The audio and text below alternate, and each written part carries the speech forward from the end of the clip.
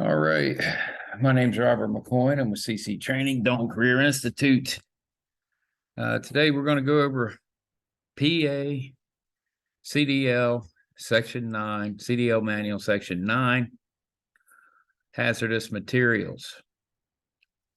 Okay, this section covers the information you'll need to pass the hazardous material test. All right, overview is section covers overview and procedures, intent of the regulations, hazardous material transportation, what does what, communication rules, loading and unloading, bulk packaging, marking, loading and unloading hazardous materials, driving and parking rules, emergencies, hazardous materials glossary. So hazardous materials are products that pose a risk to health, safety, and property during transportation. That's an important definition. That is the definition of hazardous materials. Okay, the term is shortened to HAZMAT, which you may see on road signs. Let's see here. All right. Write this down a bit.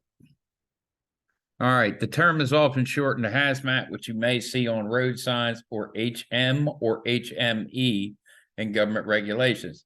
Anything you see highlighted in this manual will be on your HAZMAT test. And what you're going to see is that this entire manual is highlighted. Okay, so anything's highlighted, you're going to find a question on that test about this. All right, that may or may not be on the hazardous materials test that you take at the DMV. Okay, now hazardous materials include explosives of various types, gas, solids, flammable and combustible liquids, and other materials. Because of the risk involved and the potential consequences, these risks impose all levels of government regulation, the handling of related to the handling of hazardous materials. All right. Let me read that one more time.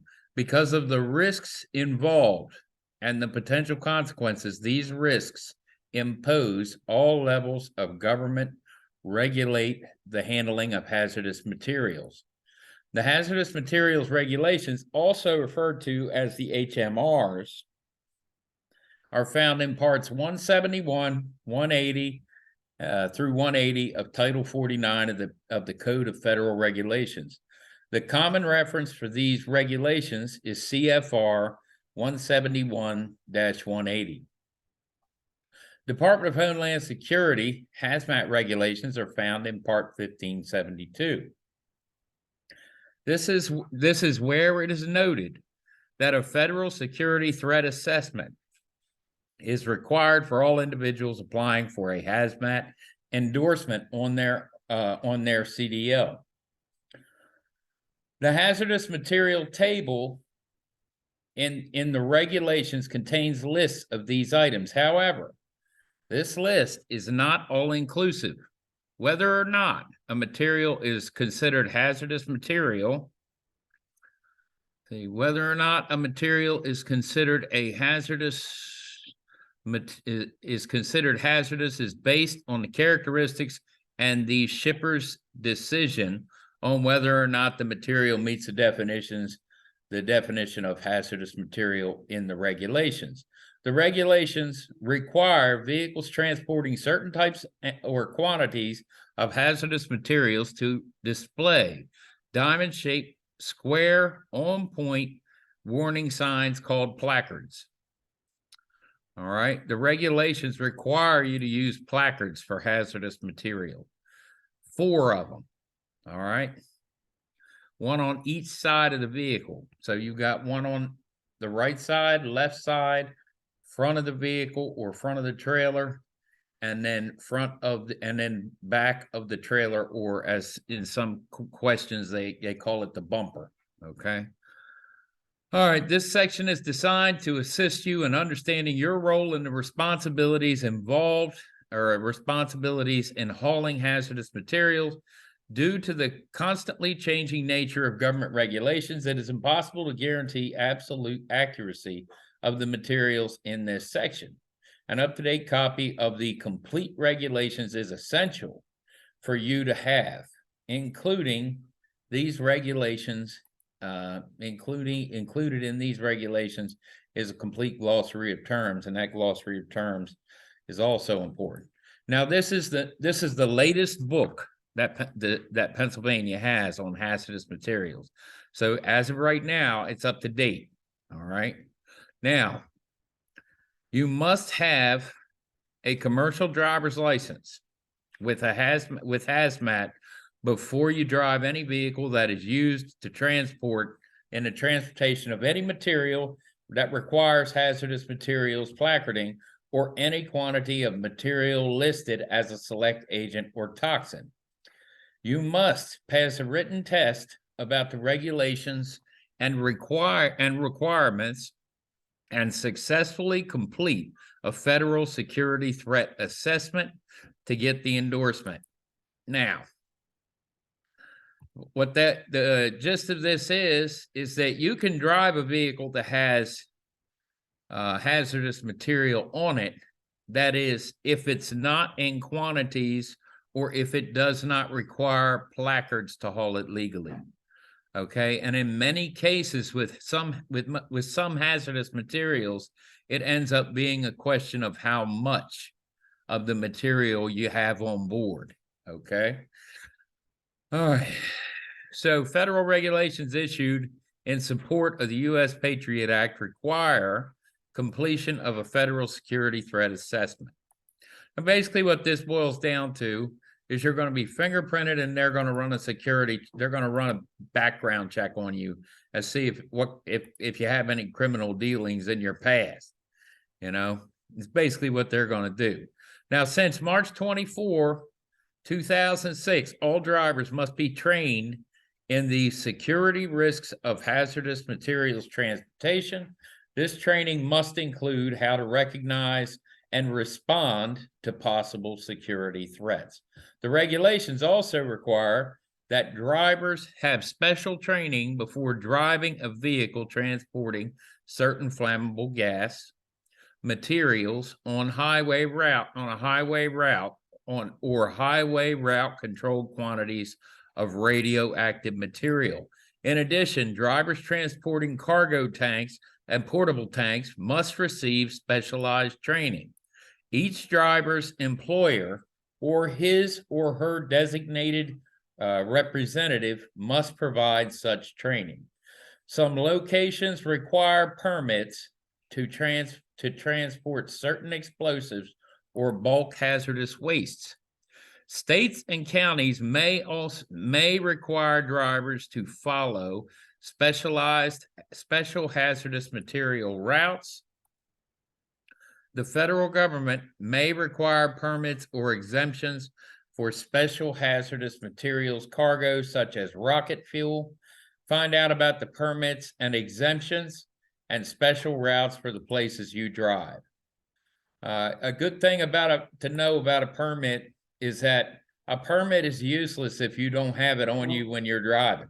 Okay, it's just like not having one. All right, so for more information regarding federal requirements, refer to fmcsa.gov. State and federal laws require all commercial motor vehicle operators who transport hazardous material, which is also called HAZMAT, and wish to retain a HAZMAT endorsement, H or X. Now, you guys remember, H is the HAZMAT endorsement, X is the tank and HAZMAT endorsement together, right? So if you want to retain your HAZMAT, you have to take and pass a written test, English version of the HAZMAT knowledge test, and complete a security threat assessment before every renewal of the commercial driver's license. Okay. Now, commercial drivers who pass a CDL with a HAZMAT endorsement will receive the hazardous materials recertification. Notice DL-746CD. Now, this is Pennsylvania specific here. All right. Approximately 7 months before their CDL expiration date, along with application for Security Threat Assessment DL-288 to notice. This notice will act as your test authorization, and it should be taken with you when you go to take your recertification test. Now, be a little bit different, probably be a little bit different in Delaware and the surrounding states, but it won't be much different. It's basically going to be about the same, okay? But these states are all a little funky with how they do things. They got to do something a little bit different than the next guy, you know, but that's okay. All right. If an individual passes the HAZMAT retest and the results are not certified to the driver's record before they renew their CDL, the renewed CDL will not display H or X endorsement. Should this occur, a HAZMAT endorsement is needed. The driver must apply for CDL HAZMAT Learner's Permit for the CDL HAZMAT Learner's Permit and complete a HAZMAT knowledge test to obtain the H or X endorsement. Additional information is provided in the Hazardous Materials Endorsement Renewal Manual. This manual is available on our website. Okay, and that for the state of PA, that's going to be dmvstate.pa.us. All right, questions and answers.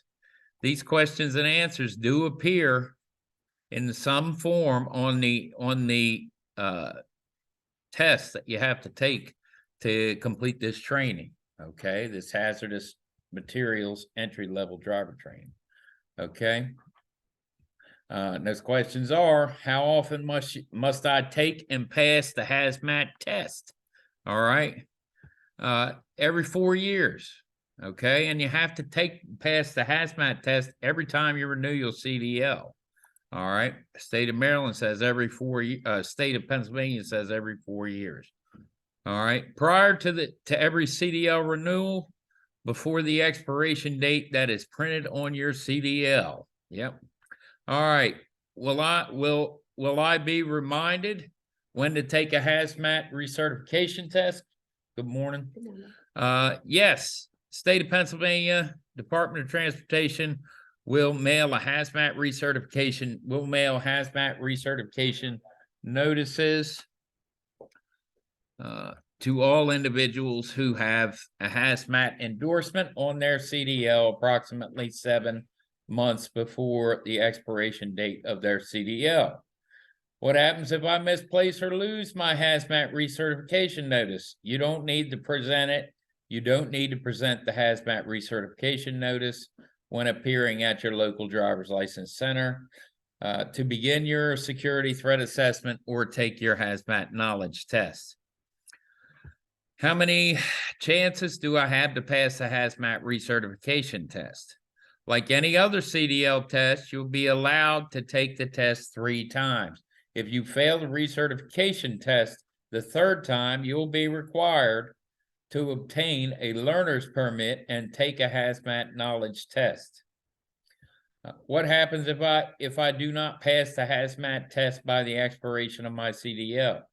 If you have not passed the HAZMAT test by the time your CDL expires, you will be decertified and will not be allowed to operate a vehicle which transports hazardous materials until you obtain a learner's permit and pass a knowledge test upon successful completion of a security threat assessment.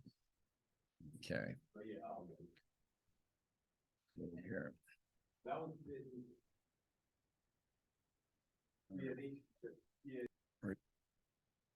All right, so what does a federal security threat assessment consist of? In general, CDL drivers who apply for a HAZMAT endorsement or renew their CDL with HAZMAT endorsement will be required to provide proof of U.S. citizenship or appropriate immigration status at PennDOT Driver's License Service Center. All right. Submit a federal application for security threat assessment, DL-288, available upon PennDOT's driver and vehicle website. All right, pay all federal fees as indicated on the DL 288.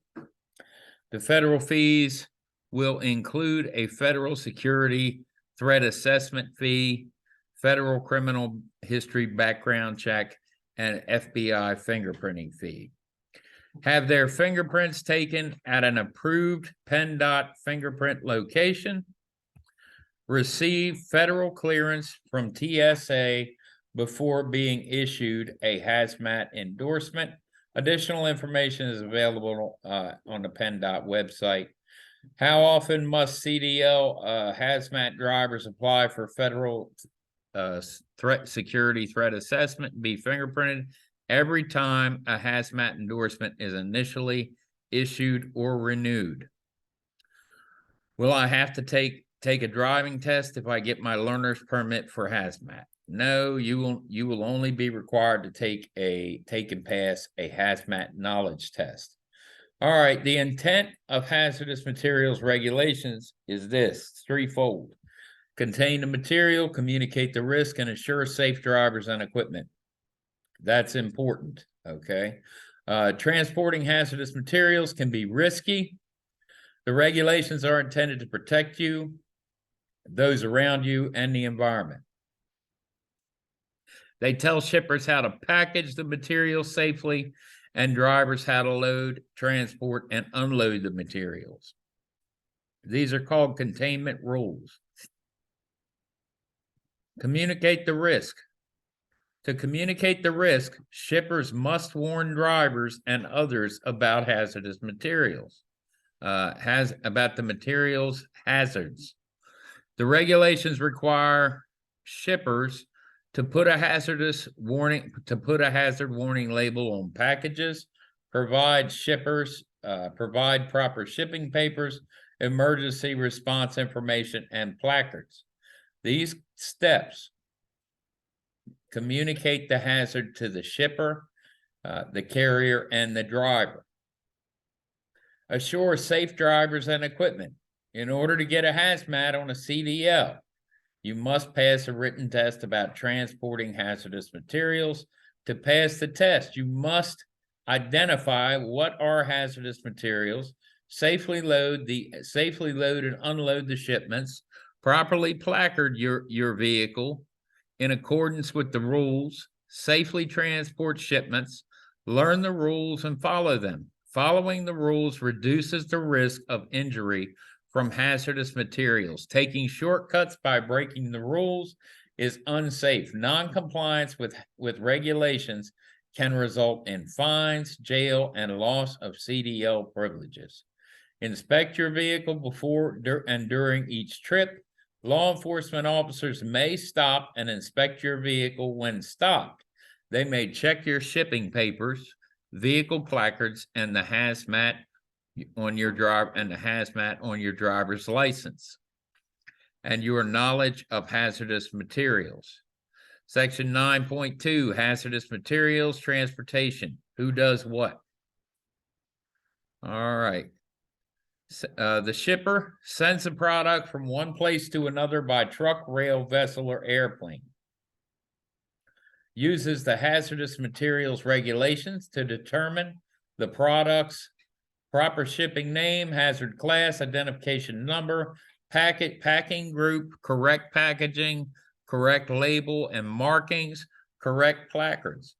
Must package, mark, and label the materials, prepare shipping papers, provide emergency response information, and supply placards. Certify on the shipping papers that the shipment has been prepared according to the rules, unless the materials being shipped are using a carrier's tanker.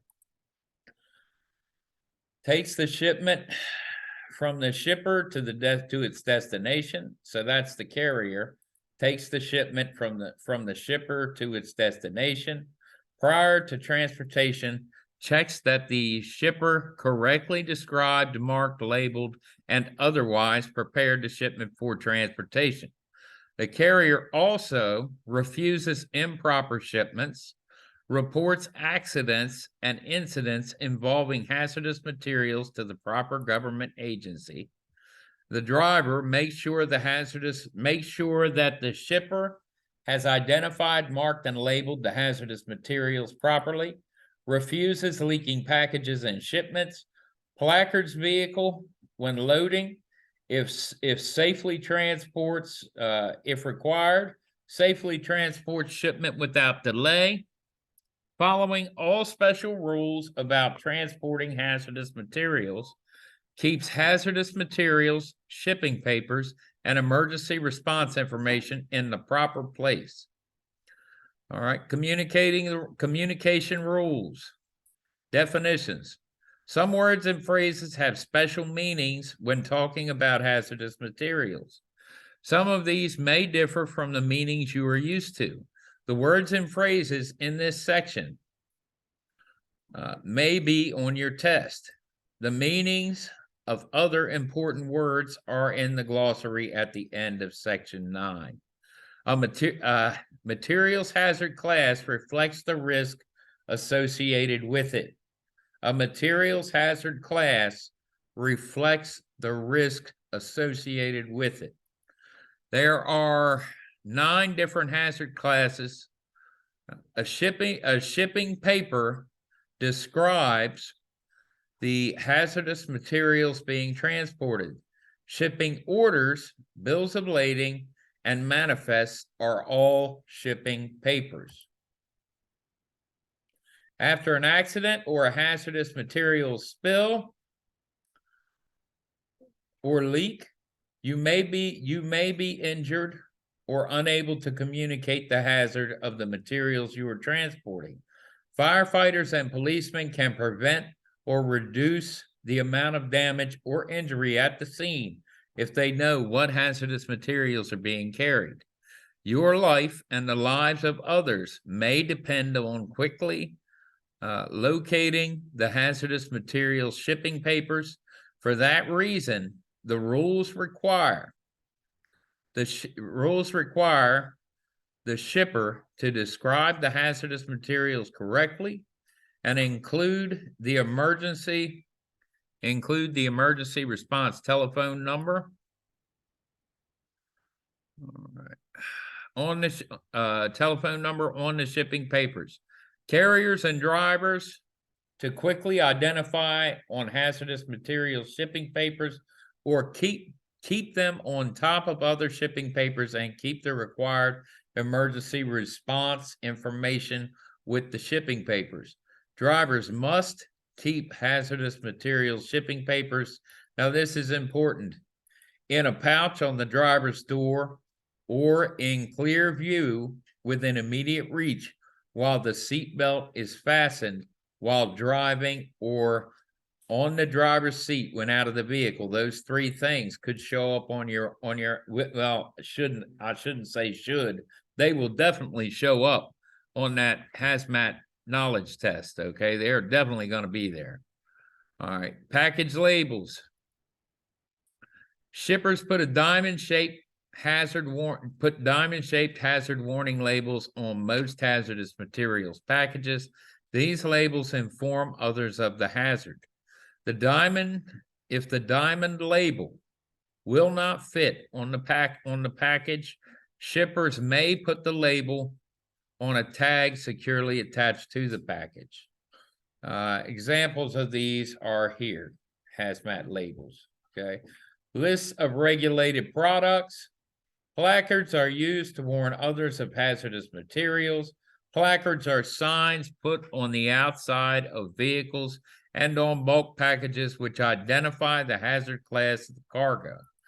A placarded vehicle must have at least 4 identical placards. They are put on the front, rear, and both sides of the vehicle. Placards must be readable from all 4 directions. They are at least 10 3/4 inches square, on point, in a diamond shape. Placards must be affixed to a background of contrasting color. Cargo tanks and other bulk packaging display. the identification number of the contents on placards or orange panels on a white square on point displays that are the same size as placards. Identification numbers are a four-digit code used by first responders to identify hazardous materials, and identification number may be used to identify more than one chemical. The letters NA or UN will precede the identification number. The U.S. DOT's Emergency Response Guidebook lists the chemicals and the identification numbers assigned to them. There are three main lists used by shippers, carriers, and drivers when trying to identify hazardous materials. Before transporting a material, look for its name on the three lists, which can be found in the hazardous materials regulations. Some materials are on this list, others are on only one. Always check the following lists: the hazardous materials table, the list of hazardous substances and reportable quantities, and then the list of marine pollutants.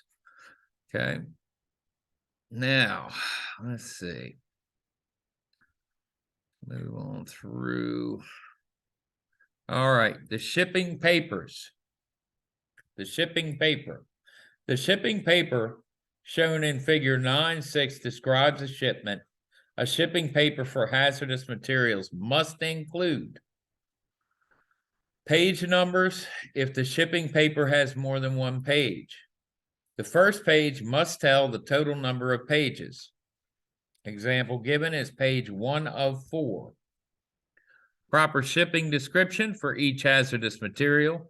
A shipper's certification signed by the shipper saying they prepared the shipment according to the rules.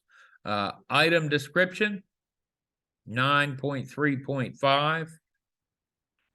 If a shipping paper describes both hazardous and non-hazardous products, the hazardous materials will either be described first, highlighted in a contrasting color, identified by an X placed before the shipping name in a column captioned HM.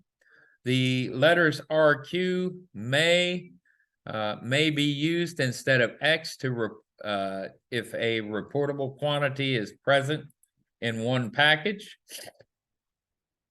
All right.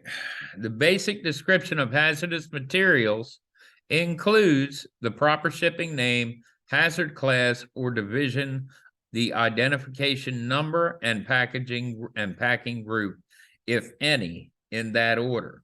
The packing group is displayed in Roman numerals and may be preceded by PG. All right. Shipping name, hazard class, and identification number must not be abbreviated unless specifically authorized in the hazardous materials regulations. The description must also show the total quantity and unit of measure. The letters RQ if a reportable quantity. If the letters RQ appear, the name of the hazardous substance for NOS, the generic description, the technical name of the hazardous materials. For all materials with the letter G, generic, in column 1, the technical name of the hazardous material. Shipping papers must also list an emergency response number. The emergency response telephone number is the responsibility of the shipper. It can be used by emergency responders to obtain information about any hazardous material involved in a spill or fire. Some hazardous materials do not need a telephone number. You should check the regulations to determine which do need a telephone number. Shippers also must provide emergency response information to the motor carrier for each hazardous material being shipped. The emergency response information must also be able to be used away from the motor vehicle and must provide information on how to safely handle incidents involving the material. It must include information on the shipping name of the hazardous material, risks to health, fire, explosion, and initial methods of handling spills, fires, and leaks of the materials. Such information can be on the shipping paper or some other document that includes the basic description and technical name of the hazardous material. Or it may be in a guidance book such as the Emergency Response Guidebook. Motor carriers may assist shippers by keeping an ERG on each vehicle carrying hazardous materials. The driver must provide the emergency response information to any federal, state, or local authority responding to a hazardous material incident or investigating one. Total quantity must appear before or after the basic description. The packaging type and the unit of measure may be abbreviated. For example, 10 cartons, paint 3, then the number, and so forth, and then how much. Okay. All right. The shipper of hazardous waste must put the words waste before the proper shipping name on the material shipping paper, hazardous waste manifest. And it would appear as so: waste acetone 3, then the UN number and PGN2. All right. A non-hazardous material may not be described by using a hazard class or an identification number. A non-hazardous material may not be described by using a hazard class or an identification number. Shipper certification. When the shipper packages hazardous material, he or she certifies that the package has been prepared according to the rules. The signed shipper's certification appears on the original shipping papers. The only exceptions are when the shipper is a private carrier transporting their own product and when the package is provided by the carrier. For example, a cargo tank. Unless a package is clearly unsafe or does not comply with the hazardous materials regulations, you may accept the shipper's certification concerning proper packaging. Some carriers have additional rules about transporting hazardous materials. Follow your employer's rules when accepting shipments. Package marking and labels. Shippers print required markings directly on the package and attach label or tag. An important package marking is the name of the hazardous materials. It is the same as the one on the shipping papers. The requirements for marking vary by package size and material being transported. When required, the shipper will put the following on the package: the name and address of the shipper and consignee, the hazardous materials being shipping name, and the identification number, the labels required. It is a good idea to compare the shipping papers to the markings and labels.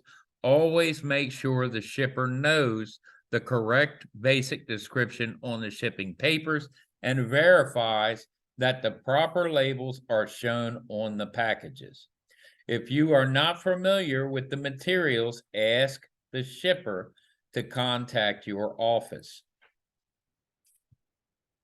If rules require it, the shipper will put RQ, marine pollutant, biohazard, hot, or inhalant hazard on the package. Packages with liquid containers inside will also have package orientation markings with the arrows pointing the correct upright direction.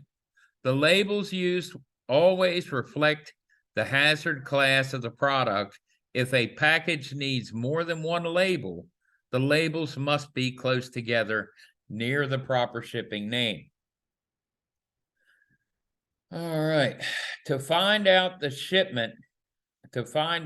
shipment includes hazardous materials, look at the shipping paper. Does it have an entry with a proper shipping name, hazard class, and identification number? A highlighted entry or one with an X or an RQ in the hazardous materials column. Other clues suggesting hazardous materials are what business is the shipper in? Paint dealer, chemical supply, scientific supply warehouse, pest control, or agricultural supplier? Explosives, munitions, or fireworks dealer? Are there tanks with diamond labels or placards on the premises? What type of package is being shipped? Cylinders or drums are often used for hazardous materials shipments. Is the hazard label, proper shipping name, or identification number on the package? And are there any handling precautions? The hazardous materials waste manifest. When transporting hazardous waste, you must sign by hand and carry a uniform hazardous waste manifest. The name and EPA registration number of the shippers, and carriers, and destination must appear on the manifest. Shippers must prepare, date, and sign by hand the manifest. Treat the manifest as a shipping paper when transporting the waste. Only give the waste shipment to another registered carrier or disposal treatment facility. Each carrier transporting the shipment must sign by hand the manifest after you deliver the shipment. Keep your copy of the manifest. Each copy must have all needed signatures and dates, including those of the person to whom you delivered the waste. Attach the appropriate placards to the vehicle before you drive it. You are only allowed to move an improperly placarded vehicle during an emergency in order to protect life or property. That's the only time you're allowed to move an improperly placarded vehicle. Okay. All right. Placards must appear on both sides and both ends of the vehicle. Each placard must be easily seen from the direction it faces. Place so the words or numbers are level and read from left to right, at least 3 inches away from any other markings, kept clear of attachments or devices such as ladders, doors, and tarpaulins, kept clean and undamaged so the color, format, and message are easily seen. Be affixed to a background of contrasting color.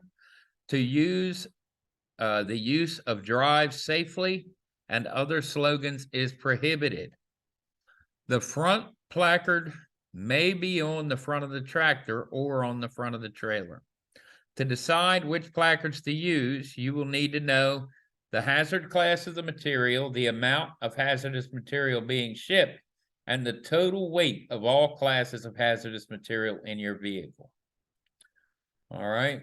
There are 2 placard tables, Table 1 and Table 2.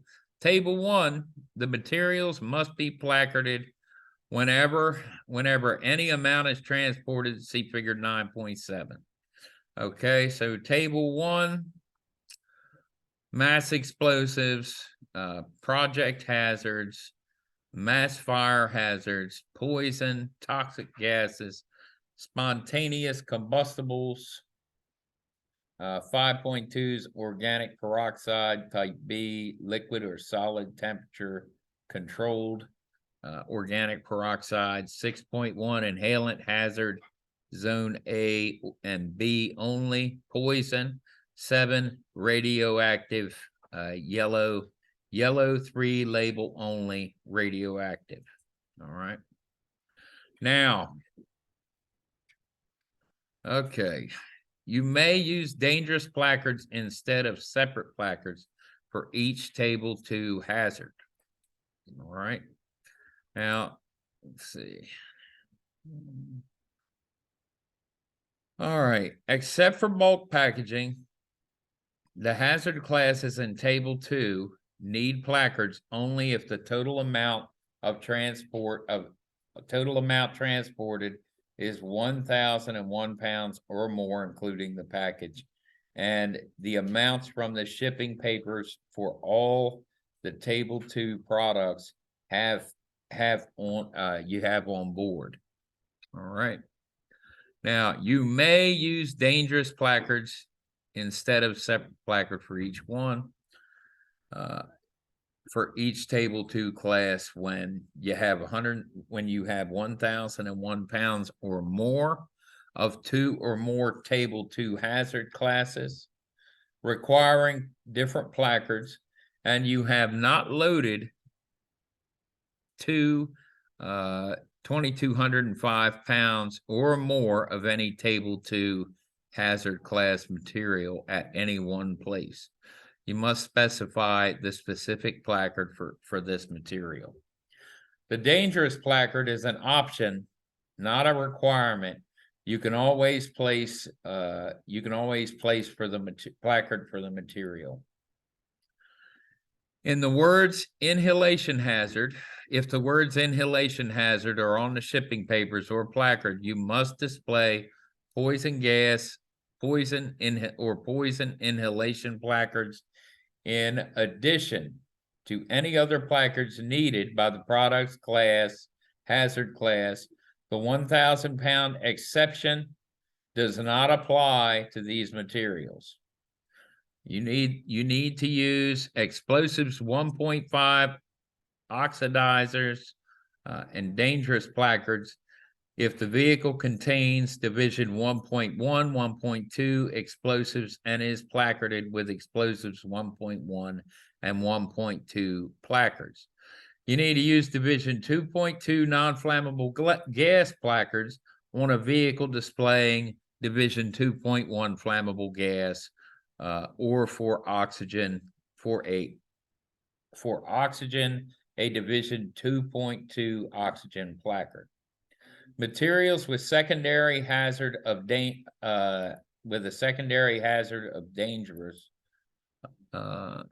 materials with a secondary hazard of dangerous when wet must display the dangerous when wet placard in addition to any other placards needed by the products class. The 1,000 pound exception to the placarding does not apply to these materials. Placards used to identify the primary or subsidiary hazard class of a material must have the hazard class or division number displayed in the lower corner of the placard. No hazard class or division number is allowed on the placards used to identify a secondary hazard class. Hey, what's up? I'm just here to remind everyone we're having a pancake and hot chocolate breakfast in about a half hour down in the market, okay? Thank you. You're welcome. All right. No hazard class or division number is allowed on the placard used to identify a secondary hazard class of a material permanently affixed subsidiary hazard placard without the hazard class number may be used as long as they stay within the color specifications. Placards may be displayed for hazardous materials even if not required, so long as the placard identifies the hazard of the material being transported. The bulk packaging, if a single container with a capacity of 119 gallons or more, a bulk packaging and vehicle transporting a bulk package must be placarded even if it has the residue of a hazardous material. Certain bulk packages only have to be placarded on two opposite sides or may display labels. All other bulk packages must be placarded on all four sides. All right. Loading and unloading.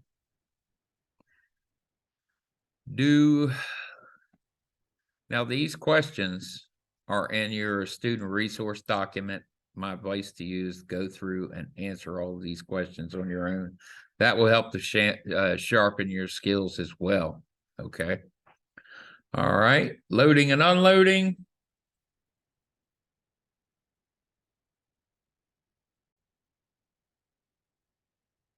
All right. So do all you can to protect. So with loading and unloading, do all you can to protect containers of hazardous materials. Do not use any tools which might damage containers or other packaging during loading. Do not use hooks. General loading requirements. Before loading or unloading, set the parking brake. Make sure the vehicle will not move. Many products become more hazardous when exposed to heat. Load hazardous materials away from heat sources. Watch for signs of leaking or damaged containers. Leaks spell trouble. Do not transport leaking packages. Depending on the material, you or your truck and others could be in danger. It is illegal to move a vehicle with leaking hazardous materials. Containers of hazardous materials must be braced to prevent movement of the packages during transportation. When loading or unloading hazardous materials, keep fire away. Do not let people smoke nearby. Never smoke around Class 1 explosives, Class 2.1 flammable gas, Class 3 flammable gas, Class 4 flammable solids, or Class 5 oxidizers.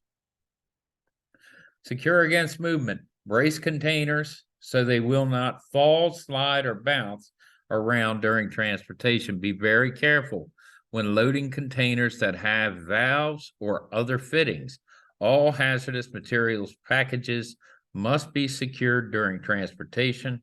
After loading, do not open any package during your trip. Never transfer hazardous materials from one package to another while in transit. You may empty a cargo tank, but not empty any other package while it is on the vehicle. Cargo heater rules. There are special cargo heater rules for loading Class 1 explosives, Class 2.1 flammable gas, Class 3 flammable liquids. The rules usually forbid the use of cargo heaters, including automatic cargo heater, air conditioner units. Unless you have read all the related rules, do not load the above products in a cargo space that has a heater. Use closed cargo space. You cannot have overhang or tailgate loads of Class 1 explosives, Class 4 flammable solids, Class 5 oxidizers. You must load these hazardous materials into a cargo space unless all packages are fire and water resistant, covered with a fire and water resistant tarp, or covered with a fire and water resistant tarp. Precautions for specific hazards. Class 1 explosives materials, turn your engine off before loading or unloading any explosives. To check the cargo space, you must disable cargo heaters, disconnect heater power sources, and drain heater fuel tanks. Make sure there are no sharp points that might damage cargo. Look for bolts, screws, nails, broken side panels, and broken floorboards. You use a floor lining with division 1.1, 1.2, or 1.3 Class A or B explosives. The floors must be tight and the liner must be either non-metallic material or non-ferrous material. Use extra care to protect explosives. Never use hooks or other metal tools. Never drop, throw, or roll packages. Protect explosive packages from other cargo that might cause damage. Do not transfer a Division 1.1, 1.2, or 1.3 Class A or Class B explosive from one vehicle to another vehicle on a public roadway except in an emergency. If safety requires an emergency transfer, set out red warning reflectors, flags, or electric lanterns. You must warn other road users. Never transport damaged packages of explosives. Do not take a package that shows any dampness or oily stain. Do not transport Division 1, 1.1, or 1.2 Class A explosives in triples or in vehicle combinations if there is marked or placarded cargo, if there is a marked or placarded cargo tank in the combination. The other vehicle in the combination contains Division 1.1A initiating explosives, packages of Class 7 radioactive materials labeled yellow 3, Division 2.3 poison gas or 6.1 poisonous materials. Hazardous materials in a portable tank on a DOT spec 160A or 110A tank. Class 4 flammable solids and Class 5 oxidizers materials. Class 4 materials are solids that react, including fire and explosion, to water, heat, air, or even react spontaneously. Class 4 and 5 materials must be completely enclosed in a vehicle or covered securely. Class 4 and 5 materials, which become unstable and dangerous when wet, must be kept dry in transit during loading and unloading. Materials that are subject to spontaneous combustion or heating must be in vehicles with sufficient ventilation. Class 8 corrosive materials. If loading by hand, load breakable containers of corrosive liquid one by one. Keep them right side up. Do not drop or roll the containers. Load them onto an even floor surface. Stack carboys, and only if the lower tiers can bear the weight of the upper tiers safely. Do not load nitric acid above any other product or stack more than 2 high. Load charged storage batteries so their liquid will not spill. Keep them right side up. Make sure other cargo will not fall against or short circuit them. Never load corrosive liquids next to Division 1.4 explosive C, Division 4.1 flammable solids, Division 4.3 dangerous when wet, Class 5 oxidizers, Division 2.3 Zone B poison gases. Never load corrosive liquids with Division 1.1 or 1.2 explosives A, Division 1.2 or 1.3 explosives B, Division 1.5 blasting agents, Division 2.3 Zone A poisonous gases, Division 4.2 spontaneous combustible materials, Division 6.1 PGI Zone A poisonous liquids. Class 2 compressed gases, including cryogenic liquids. If your vehicle does not have racks to hold cylinders, the cargo space floor must be flat. The cylinders must be held upright, braced, lying down flat, in racks attached to the vehicle or in boxes that will keep them from turning over. Cylinders may be held in a horizontal position, lying down if it is designed so the relief valve is in the vapor space. All right. Division 2.3, poison gas, or Division 6.1, poisonous material. Never transport these materials in a container with interconnections. Never load packages labeled poison or poison inhalation hazard in the driver's cab, sleeper berth, or with food material for human or animal consumption. There are special rules for loading and unloading Class 2 materials in cargo tanks. You must have special training to do this. Class 7 radioactive materials. Some packages of Class 7 radioactive materials bear a number called the transport index.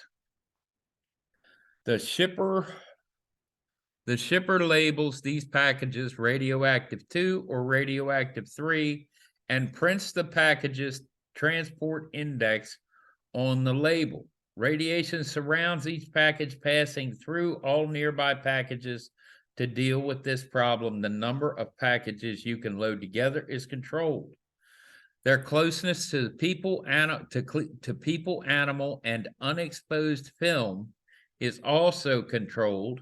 The transport index tells the degree of control needed during transportation. The total transport index of all packages in a single vehicle must not exceed 9.10, must not exceed 50. Table A, 9.10, Table A to this section shows the rules for each transport index. It shows how close you can load Class 7 radioactive materials. All right, mixed loads. These rules require some products to be loaded separately. You cannot load them together or in the same cargo space. Figure 9.9 lists some examples. The regulations, the segregation table for hazardous materials, chart, name other materials you must keep apart. All right. Okay, so if you see the table here says do not load Division 6.1 or 2.3 poison inhalation hazard labeled materials in the same vehicle with animal or human food unless the poison package is is packed in an approved way. Foodstuffs are anything you swallow. However, mouthwash, toothpaste, and skincare creams are not foodstuffs. Division 2.3, poisonous gas. Zone A or Division 6.1, poison liquids. PGI, Zone A. Division 5.1, oxidizers, Class 3. Flammable liquids, Class 8. Corrosive liquids, Division 5.2, organic peroxides. It can't be loaded in the same.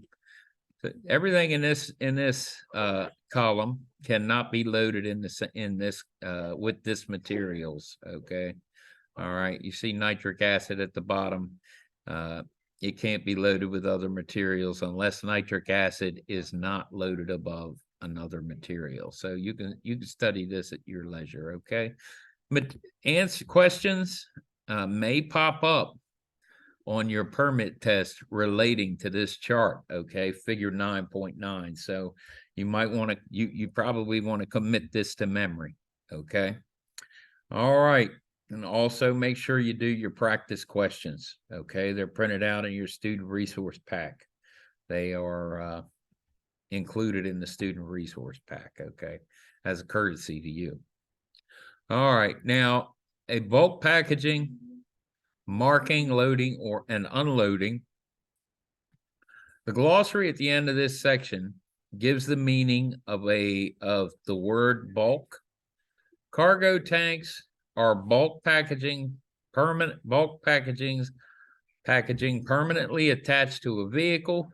Cargo tanks remain on the vehicle when you load and unload them. Portable tanks are bulk packaging which are not permanently attached to the vehicle.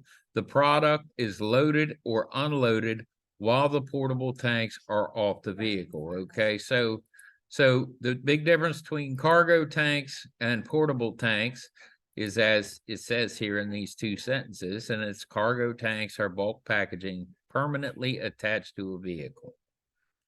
All right, cargo tanks remain on the vehicle when you load and unload them. Portable tanks are bulk packagings which are not permanently attached to the vehicle. The product is loaded or unloaded while portable tanks are off the vehicle. Portable tanks are then put on a vehicle for transportation. There are many types of cargo tanks in use. The most common cargo tanks are MC306 for liquids and MC331 for gases. Markings. You must display the identification number of the hazardous material in portable tanks and cargo tanks and other bulk packaging such as dump trucks. Identification numbers are in column 4 of the hazardous materials table. The rules require black 100 millimeter 3.9 inch numbers on the orange panels, placards, or a white diamond shaped background. If no placards are required, specification cargo tanks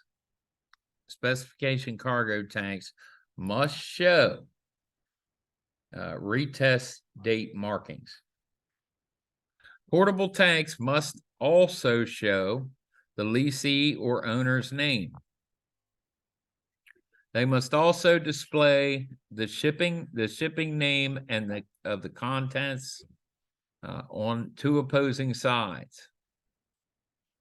The letters of the shipping name must be at least 2 inches tall on portable tanks with capacities of more than 1,000 gallons and 1 inch tall on portable tanks with capacities of less than 1,000 gallons.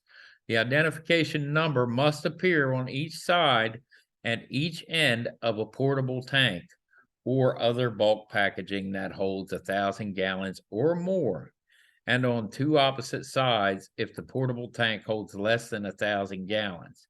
The identification numbers must still be visible when the portable tank is on the motor vehicle. If they are not visible, you must display the identification number on both sides and ends of the motor vehicle. Intermediate bulk containers, bulk packet IBCs are bulk packages, but are not required to have the owner's name or shipping name. Tank unloading. The person in charge of loading and unloading a cargo tank must be sure a qualified person is always watching.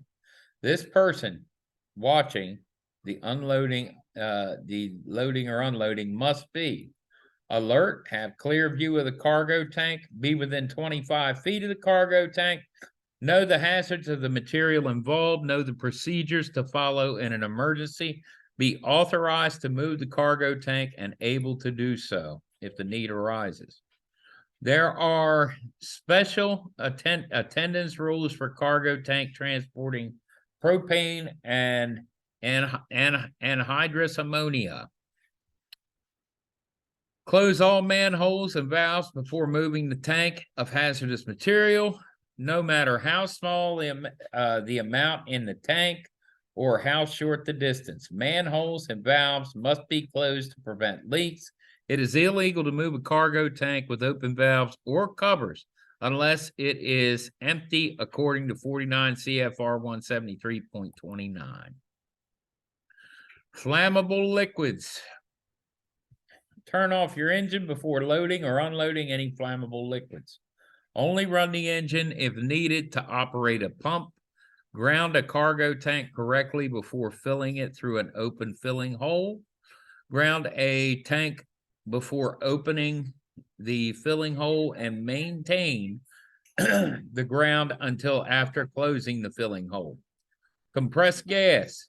Keep liquid discharge valves on a compressed gas tank closed, except when loading and unloading, unless your engine runs a pump for product transfer to turn it off when loading or unloading. If you use the engine, turn it off after the product transfer, before you unhook the hose. That'll definitely be on the test, okay? And that is turn it off after product transfer before you unhook the hose. Unhook all loading, unloading connections, loading and unloading connections before coupling, uncoupling, or moving a cargo tank. Always chock trailers and semi-trailers to prevent motion when uncoupled from the power unit. All right, hazardous materials, driving and parking rules. 9.6.1, parking with division 1.1, 1.2, or 1.3 explosives. Never park with division 1.1, 1.2, or 1.3 explosives within 5 feet of traveled part of the road, except for short periods of time needed for vehicle necessities like fueling. Do not park within 300 feet of a bridge, tunnel, or building, a place where people gather, or an open fire. If you must park to do your job, do so briefly. Do not park on private property unless the owner is aware of the danger. Someone must always watch the parked vehicle. You may let someone else watch it. Do not park on private property unless the owner is aware of the danger. Someone must always watch the parked vehicle. You may let someone else watch it for you only if your vehicle is on the shipper's property, on the carrier's property, on the consignee's property. You're allowed to leave your vehicle unattended in a safe haven. A safe haven is an approved place for parking unattended vehicles loaded with explosives. Designation of authorized safe haven is usually made by local authorities. Parking a placarded vehicle is not transporting, parking a placarded vehicle not transporting division 1.1, 1.2, or 1.3 Class A or B explosives. You may park a placarded vehicle not laden with explosives within 5 feet of the traveled part of the road, only if your work requires it. Do so only briefly. Someone must always watch the vehicle when parked on a public roadway or shoulder. Do not uncouple the trailer and leave it with hazardous materials on a public street. Do not park within 300 feet of an open fire. Attending parked vehicles. The person attending a placarded vehicle must be in the vehicle awake and not in the sleeper berth or within 100 feet of the vehicle and have it within the clear view. Be aware of the hazards of the material being transported. Know what to do in emergencies. Be able to move the vehicle if needed. So no flares. You might break down and have to use stopped vehicle signals. Use reflective triangles or red electric lights. Never use burning signals such as flares, fusees around A. Tank use for Class 3 flammable liquids or Division 2.1 flammable gas, whether loaded or empty. Vehicle loaded with Division 1.1, 1.2, or 1.3 explosives. Route restrictions. Some states and countries require permits to transport hazardous materials or wastes. They may limit the routes you can use. Local rules about routes and permits change often. It is your job as the driver to find out if you need permits or must use special routes. Make sure you have all the needed papers before starting. If you work for a carrier, ask your dispatcher about route route restrictions or permits. If you are an independent trucker and are planning a new route, check with state agencies where you plan to travel. Some localities prohibit transportation of hazardous materials through tunnels, over bridges, or other roadways. Always check before you start. Whenever placarded, avoid heavily populated areas, crowds, tunnels, narrow streets, and alleys. Take other routes, even if inconvenient, unless there is no other way. Never drive a placarded vehicle near open fires unless you can safely pass without stopping. If transporting Division 1.1, 1.2, or 1.3 explosives, you must have a written route plan and follow that plan. Carriers prepare for the route plan in advance and give the driver a copy. You may plan the route yourself if you pick up the explosives at a location other than your employer's terminal. Write out a plan in advance, keep a copy of it with you while transporting explosives. Deliver shipments of explosives only to authorized persons or leave them in locked rooms designed for explosive storage. A carrier must choose the safest route to transport placarded radioactive materials. After choosing the route, the carrier must tell the driver about the radioactive materials and show the route plan. No smoking. Do not smoke within 25 feet of a placarded cargo tank used for Class 3 flammable liquids or Division 2.1 gases. Also, do not smoke or carry a lighted cigarette, cigar, or pipe within 25 feet of any vehicle which contains Class 1 explosives, Class 3 flammable liquids, Class 4 flammable solids, or Class 5 oxidizers. Refuel with the engine off. Turn off your engine before fueling a motor vehicle containing hazardous materials. Someone must always be at the nozzle, controlling the fuel flow. All right, 9.6.8, 10 BC fire extinguisher. The power unit of a placarded vehicle must have a fire extinguisher with a UL rating of 10 BC or more. Check tires. Make sure your tires are properly inflated. Check placarded vehicles with dual tires at the start of each trip and when you park. You must check the tires each time you stop. The only acceptable way to check tire pressure is to use a tire pressure gauge. Do not drive with a tire that is leaking or flat, except to the nearest safe place to fix it. Remove any overheated tire, place it a safe distance from your vehicle. Do not drive until you correct the cause of overheating. Remember to follow the rules about parking, attending placarded vehicles.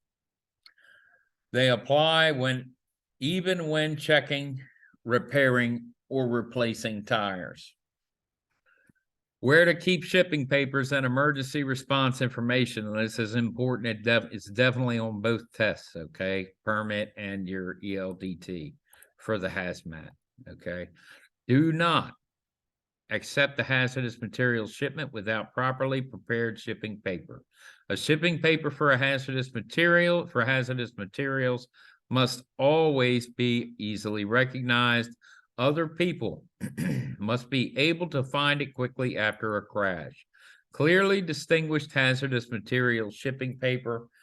Clearly distinguish hazardous material shipping papers from others by tabbing them or keeping them on top of the stack of papers. When you are behind the vehicle, keep the shipping papers within reach with your seatbelt on or in a pouch on the driver's seat. They must be easily seen by someone entering the cab. When not behind the wheel, leave the shipping papers in the driver's door pouch or on the driver's seat. Emergency response information must be kept in the same location as the shipping papers. All right. papers for division 1.1, 1.2, or 1.3 explosives. A carrier must give each driver transporting division 1.1, 1.2, or 1.3 explosives a copy of the Federal Motor Carrier Safety Regulations, Part 397. The carrier must also give written instructions on what to do if delayed or in an accident. So, all right, Federal Motor Carrier. A carrier must give each driver transporting division 1.1, 1.2, or 1.3 explosives, 1.3 explosives, a copy of Federal Motor Carrier Safety Regulations, FMCSR's Part 397. The carrier must also give written instruction on what to do if delayed or in an accident. Written instructions must include the name and telephone number of people to contact, including carrier or agent or agents of shippers, the nature of the explosives transported, the precautions to take in emergencies such as fires, accidents, or leaks. Drivers must sign a receipt for these documents. You must be familiar with and have in your possession while driving the shipping papers, written emergency instructions, a written route plan, a copy of FMCSR Part 397. All these things you have to have, okay? Equipment for chlorine. A driver transporting chlorine in cargo tanks must have an approved gas mask in the vehicle. The driver must also have an emergency kit for chlorine leaks in dome cover plate fittings on the cargo tank. Stop before railroad crossings. Stop before a railroad crossing if your vehicle is placarded, carries any amount of chlorine, has cargo tanks, whether loaded or empty, used for hazardous materials. You must stop 15 to 50 feet before the nearest rail. Proceed only when you are sure no train is coming. Do not shift gears while crossing the tracks. 9.7 Emergencies, hazardous materials. No smoking, keep people away, warn others, and avoid contact or inhaling. Emergency Response Guidebook. The Department of Transportation has an emergency response guidebook for firefighters, police, and industry workers on how to protect themselves and the public from hazardous materials. The guide is indexed by proper shipping names and hazardous materials identification numbers. Emergency personnel look for these things on the shipping papers. That's why it is vital that the proper shipping name, identification number, label, and placards are correct. All right. Crashes, incidents. As a professional driver, your job at the scene of a crash is to keep people away from the scene, limit the spread of the material only if you can do so safely, communicate the danger of the hazardous material to emergency response personnel, provide emergency responders with the shipping papers and emergency response information. Follow this checklist. Check to see if your driving partner is okay. Keep shipping papers with you. Keep people far away and upwind. Warn others of the danger. Send for help. Follow your employer's instructions. Prevent smoking and keep open flame away. Fires. You might have to control minor truck fires on the road. However, unless you have the training and equipment to do so safely, do not fight hazardous materials fires. Dealing with hazardous materials fires requires special training and protective gear. When you discover a fire, call for help. You may use the fire extinguisher to keep minor truck fires from spreading to cargo before firefighters arrive. Field trailer doors, if they are hot, before opening them. Field trailer doors, if they are hot before opening them. If not, if hot, you may have a cargo fire and should not open the doors. Opening doors lets air in and may make the fire flare up. Without air, many fires only smolder until firemen arrive, doing less damage. If your cargo is already on fire, it is not safe to fight the fire. Keep the shipping papers with you to give to emergency responders as soon as they arrive. Warn other people of the danger and keep them away. If you discover a cargo leak, identify the hazardous material leaking by using the shipping papers, labels, or labels, location. Do not touch the leaking material. Many people injure themselves by touching hazardous materials. Do not try to identify the material or find the source of the leak by smell. Toxic gases can destroy your sense of smell and can injure or kill you, even if they do not smell. If hazardous material is leaking from a container, but not from your vehicle, drive to the closest area where you can get help and call emergency personnel if they are needed. Never eat, drink, or smoke around a leak or spill. If hazardous materials are spilling from your vehicle, do not move it any more than safety requires. You may move off the road and away from places where people gather. If doing so serves safety, only move your vehicle if you can do so without danger to yourself or others. Never continue driving with hazardous materials leaking from your vehicle in order to find a phone booth, truck stop, or help, or similar reason. Remember, the carrier pays for the cleanup of contaminated parking lots, roadways, and drainage ditches. The costs are enormous, so do not leave a lengthy trail of contamination.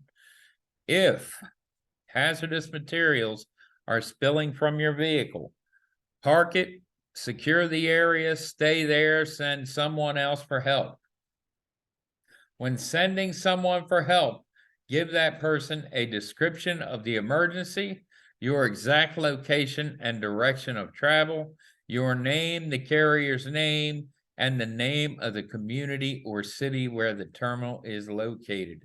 The proper shipping name, hazard class, and identification number of the hazardous materials if you know them.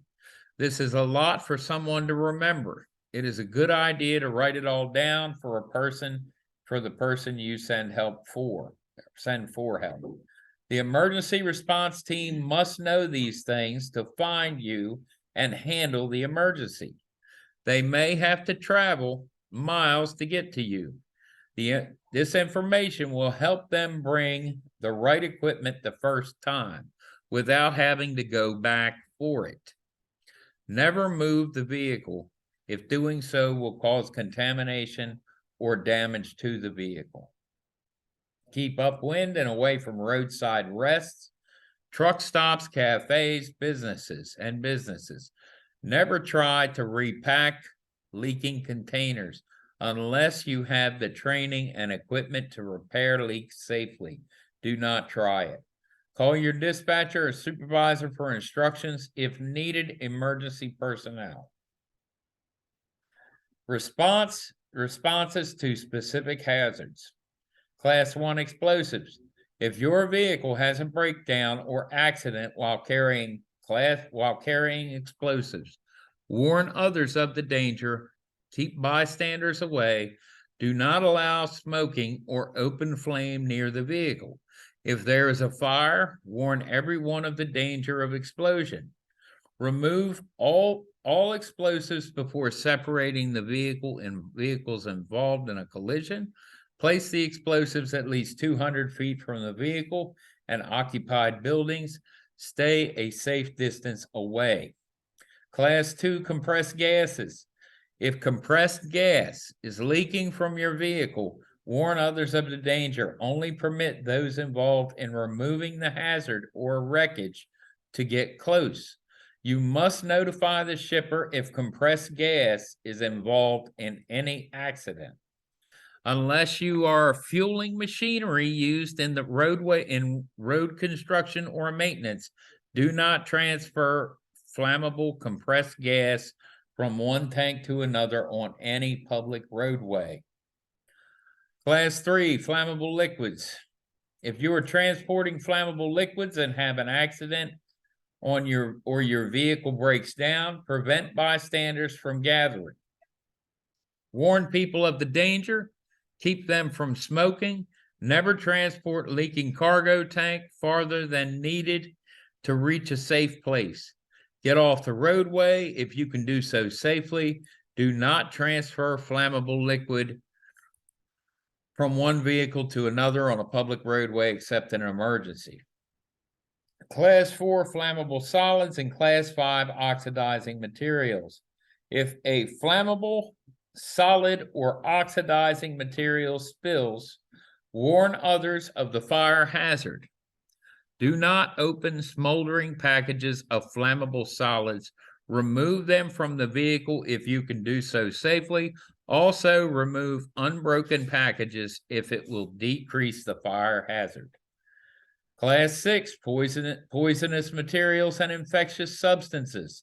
It is your job to protect yourself, other people, and property from harm. Remember that many products classed as poison are also flammable. If you think a Division 2.3 poison gases, or Division 6.1 poisonous materials might be flammable, take the added precautions needed for flammable liquids or gases. Do not allow smoking, open flame, welding, warn others of the hazard of fire or of hazards of fire or of inhalation vapors coming in contact with the poison. A vehicle involved in a leak of Division 2.3 poison gases or Division 6.1 poisons must be checked for stray poisons before being used again. If a Division 6.2 infectious substances package is damaged in handling or transportation, you should immediately contact your supervisor.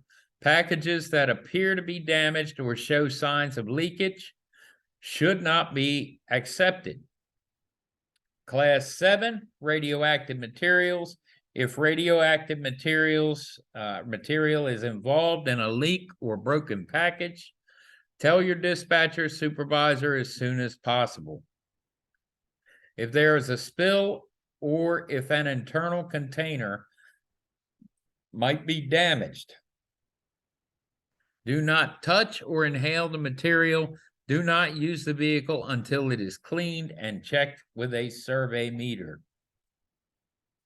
Class 8, corrosive explosives. If corrosives spill or leak during transportation, be careful to avoid further damage or injury when handling the containers.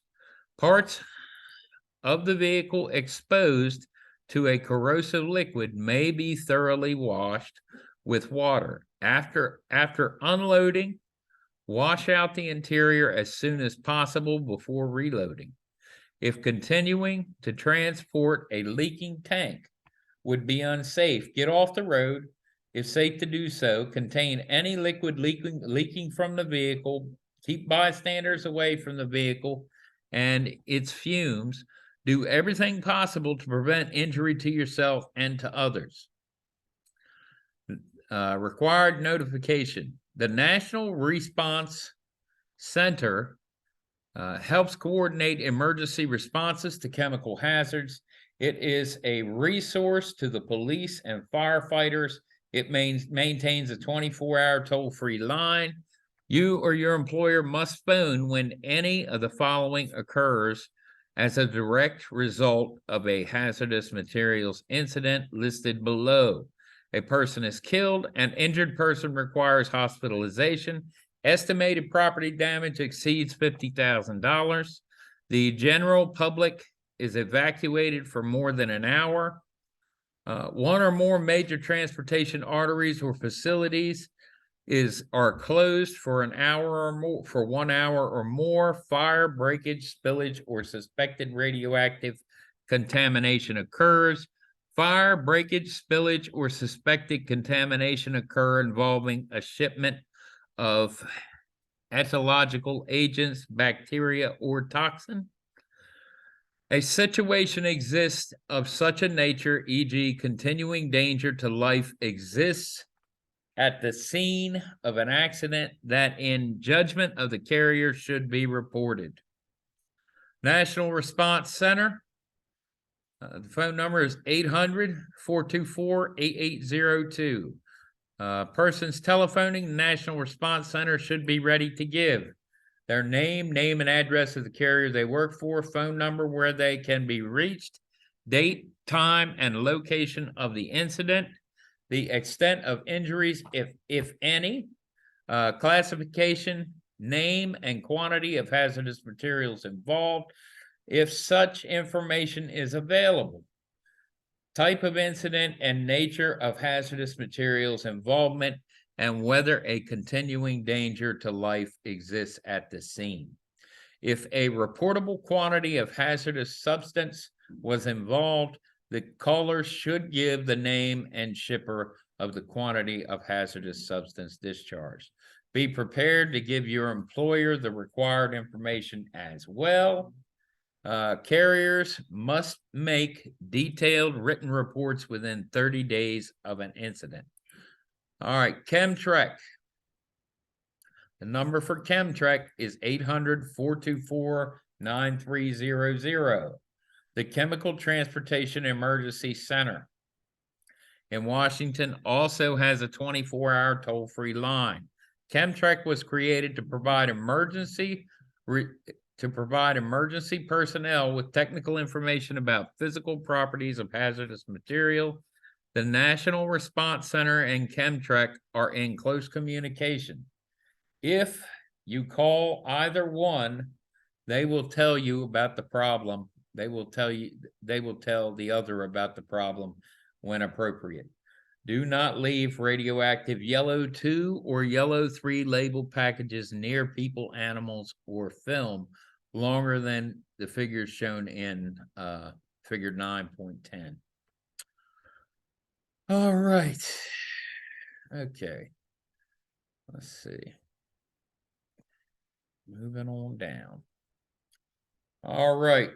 You should become familiar with the various classes of hazardous materials, okay, 1 through 9, and then understand ORM-D, which is other regulated material, domestic, and then combustible liquids, okay? So class 1 is explosives, ammunition, dynamite, fireworks are examples of these. Class 2 is gases, propane, oxygen, helium are examples of class 2. Class 3 is flammable. Gasoline, fuel, acetone are examples given.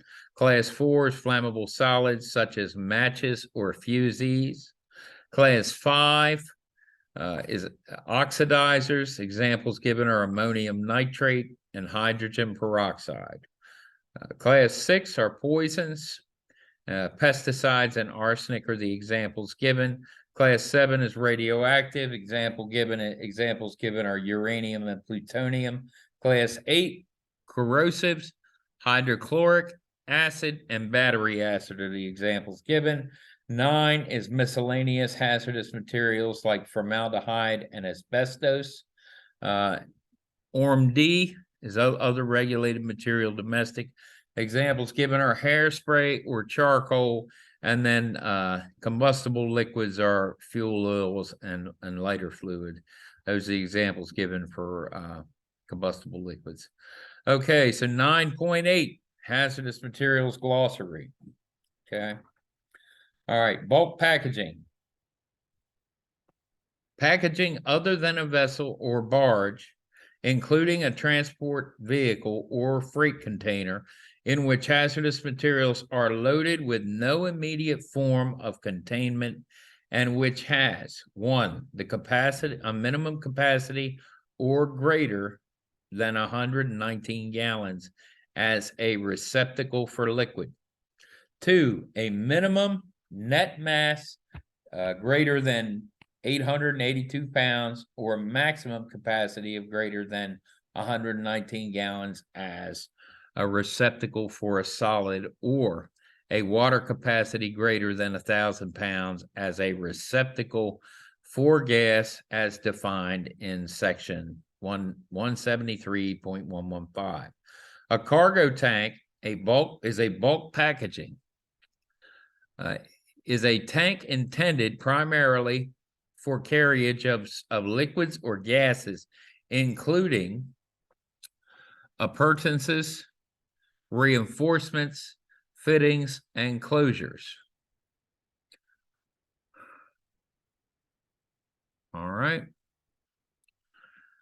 Two, is permanently attached to or forms a part of a motor vehicle or is not permanently attached to a motor vehicle, but which is by reason of its size, construction, or attachment to a motor vehicle is loaded or unloaded without being removed from the motor vehicle and is not fabricated under a specification for cylinders, portable tanks, tank cars, or multi-unit tank cars. Carrier, a person engaged in the transportation of passengers or property by one, land or water as common, contract, or private carrier. Civil aircraft or civil aircraft. Consignee is the business person to whom the shipment was delivered. Division, a subdivision of a hazard class. EPA is the U.S. Environmental Protection Agency. FMCSR is the Federal Motor Carrier Safety Regulations. Freight container is a reusable container having a volume of 64 cubic feet or more, designed and constructed to permit being lifted with its contents intact and intended primarily for the containment of packages in unit form during transportation. Fuel tank, a fuel tank or other cargo tank used to transport flammable or combustible liquid or compressed gas for the purpose of supplying fuel or propulsion of the transportation vehicle to which it is attached, or for the operation of equipment on the transport vehicle. Gross weight or gross mass, the weight of the packaging plus the weight of its contents. Hazard class, the category of hazard assigned to the hazardous material under the definition criteria of Part 173 and the provisions of Section 172.101. Table A, material may meet the defining criteria for more than one hazard class, but is assigned to only one hazard class.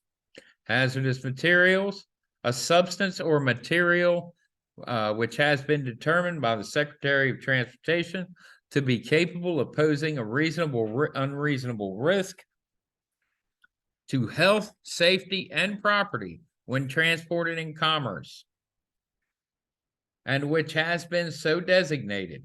The term includes hazardous substances, hazardous wastes, and marine pollutants, elevated temperature materials, and materials designated as hazardous in the hazardous materials table of 172.101, and materials that meet the defining criteria for hazard class and divisions in 173 subchapter C of this chapter. Hazardous substance, a material including its mixtures and solutions, is listed in Appendix A to Section 172.101, is a quantity in one package which equals or exceeds the reportable quantity listed in Appendix A to section 172.101 when in mixture or solution for radionuclides conforms to paragraph 7 of Appendix A to section 172.101. For other than radionuclides is in a concentration by weight which equals or exceeds the concentration corresponding to the reportable quantity of the material as shown in figure 9.12. All right, this definition does not apply to petroleum products that are lubricants or fuels. See 40 CFR 300.6. All right, hazardous waste. For the purposes of this chapter, means any material that is subject to hazardous waste manifest requirements of the U.S. Environmental Protection Agency, specified in 40 CFR Part 262. Intermediate bulk containers are a rigid or flexible portable packaging other than a cylinder or portable tank, which is designed for mechanical handling. Standards for IBCs manufactured in the United States are set forth in subparts N and O 178. Limited quantity. The maximum amount of hazardous material for which there may be specific labeling or packaging exception. Marking. The descriptive name, identification number, instructions, cautions, weights, specification, or UN marks or combination thereof, required by this subchapter on the outer packaging of hazardous materials. Mixture, a material composed of more than one chemical compound or element. Name of contents, the proper shipping name as specified in section 172.101. Non-bulk packaging, a packaging which has a maximum capacity of 119 gallons as a receptacle for liquid. A maximum net mass less than 882 pounds and a maximum capacity of 119 gallons or less as a receptacle for solid, or a water capacity greater than 1,000 pounds or less as a receptacle for gas as defined in section 173.115. NOS stands for not otherwise specified outage or ullage. The amount by which the packaging falls short of being liquid full, usually expressed in percent by volume. PHMSA, PHSMA, the Pipeline Hazardous Materials Safety Administration. Portable tank is a bulk packaging except a cylinder having a water capacity of 1,000 pounds or less, designed primarily to be loaded onto or temporarily attached to a transport vehicle or ship and equipped with skids, mounting, or accessory to facilitate handling of the tank by mechanical means. It does not include a cargo tank, tank car, multi-unit tank, or car tank, or trailer carrying 3AX, 3AAX, or 3T cylinders. Proper shipping name. The name of hazardous materials shown in Roman print, not italics, in section 172.101, PSI or PSI, pounds per square inch, pressure. All right. PSIA or PSIA is it shown here, pounds per square inch, absolute reportable quantity. The quantity specified in column 2 of the appendix to section 172.101 for any material identified in column 1 of the appendix. Okay, shipper certification is a statement on a shipping paper signed by the shipper saying he or she prepared the statement properly according to law. For example, this is to certify that the above named materials are properly classified, described, packaged, marked, and labeled, and are in proper condition for transportation according to the applicable regulations or the Department of Transportation, or I hereby declare that the contents of the consignment are fully and accurately described above by the proper shipping name and are classified, packaged, marked, and labeled, placarded, and are all respect in proper condition for transport by, according to applicable international and national government regulations. Words may be inserted here to indicate the mode of transportation: rail, aircraft, motor vehicle, vessel. All right, shipping papers, shipping order, bill of lading, manifest, or other shipping documents serving a similar purpose and containing the information required by section 172.202, 172.203, and 172.204. Technical name: a recognized technical name for or microbiological name currently used in scientific and technical handbooks, journals, and texts. Transport vehicle: cargo carrying vehicles such as an automobile, van, truck, tractor, semi-trailer, tank car, or rail car used for the transportation or cargo of cargo by any mode. Each cargo carrying body, trailer, rail car, etc. is separate transportation vehicle. UN. Standard packaging: a specification packaging conforming to the standards in the UN recommendations. And then the final UN definition is not United Nations. All right, now what I want you to do, I want you to go through and read this section from the front to the back. After that, there are 2 practice tests that you can take that are associated with this course. Then when you feel comfortable with your practice tests, go ahead, try to take the final exam, see how it goes, okay? If you pour scorely on the final, we can arrange a retake, okay, after you've studied it again. All right.